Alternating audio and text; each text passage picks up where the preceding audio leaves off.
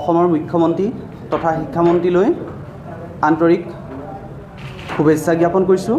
ইয়াৰ লগতে তেওঁলোকে অসম চৰকাৰৰ অধীনত যিমানবিলাক নিবনুৱাক সংস্থাপন দিছে, এই সংস্থাপনে অসমৰ এক নতুন যুগান্তকাৰী সৃষ্টি বুলিব পাৰি। আগতে কোনো এখন চৰকাৰে এনেকুৱা ধৰণৰ নিযুক্তি প্ৰদান কৰা নাই। কিন্তু দুখৰ কথা, আমি 2019 আৰু 21 চনত অসম চৰকাৰে অনুষ্ঠিত কৰা টেট পৰীক্ষাত উত্তীৰ্ণ হৈছিলোঁ, অতি কষ্টৰে উত্তীৰ্ণ হৈছিলোঁ।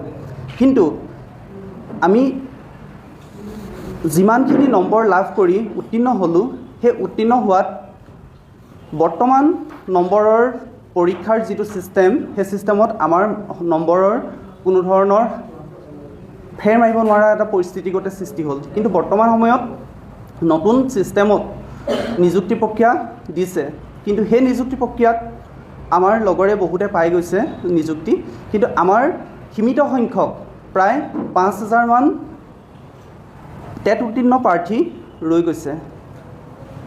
এই ৰৈ যোৱা প্ৰাৰ্থীসকলক বৰ্তমানৰ মুখ্যমন্ত্ৰী তথা হিমন্ত বিশ্ব শৰ্মাই আমাৰ কাৰণে বিশেষ ব্যৱস্থাৰ জৰিয়তে যেন নিযুক্তি প্ৰদানৰ ব্যৱস্থা কৰে, নতুবা CTETৰ ৰিজাল্ট দিয়াৰ আগত নতুন এডভাৰটাইজ কৰি আমাৰ এই টেট উত্তীৰ্ণ প্ৰাৰ্থীসকলক কোনো ৰিজাৰ্ভেশ্যন ছিষ্টেমৰ জৰিয়তে আমাক নিযুক্তিৰ বিশেষ ব্যৱস্থা গ্ৰহণ কৰিবলৈ আপোনালোকৰ জৰিয়তে আজি আমি অনুৰোধ জনাইছোঁ। বাইদেউ,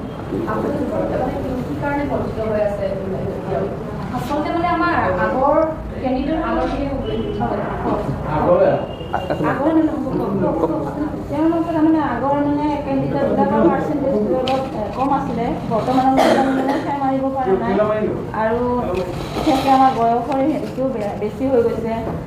আমি নতুনকৈ তাৰমানে পৰীক্ষা দি আকৌ নম্বৰ বঢ়াই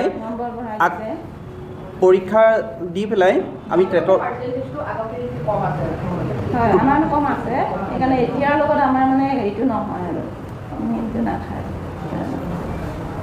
আৰু বহুতৰ এনেকুৱা ধৰণৰ হৈছে, এজ যাওঁ হৈছে, নতুনকৈ ঘৰুৱা সমস্যাৰ জৰিয়তে আকৌ নতুনকৈ পৰীক্ষা দি মাৰ্ক বঢ়াই নিযুক্তিৰ ক্ষেত্ৰত অংশগ্ৰহণ কৰিবলৈ সমস্যাৰ সৃষ্টি হৈ গৈছে। গতিকে দয়ালু চৰকাৰখনেও আমাক যাতে কিবা এটা ব্যৱস্থাৰ জৰিয়তে নিযুক্তিৰ ক্ষেত্ৰত বিশেষ ব্যৱস্থা গ্ৰহণ কৰে যেন।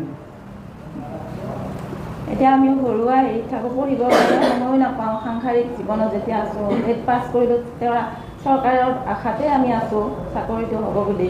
আৰু 21তে পাছ কৰিছিলোঁ মই। এতিয়া পাৰ্চেণ্টেজৰ কাৰণে তাৰমানে মই ৰৈ যাই আছোঁ আৰু বয়সটো মোৰ যোৱাৰ মানে হেৰি হৈছে আৰু বেছিদিন নাই আৰু।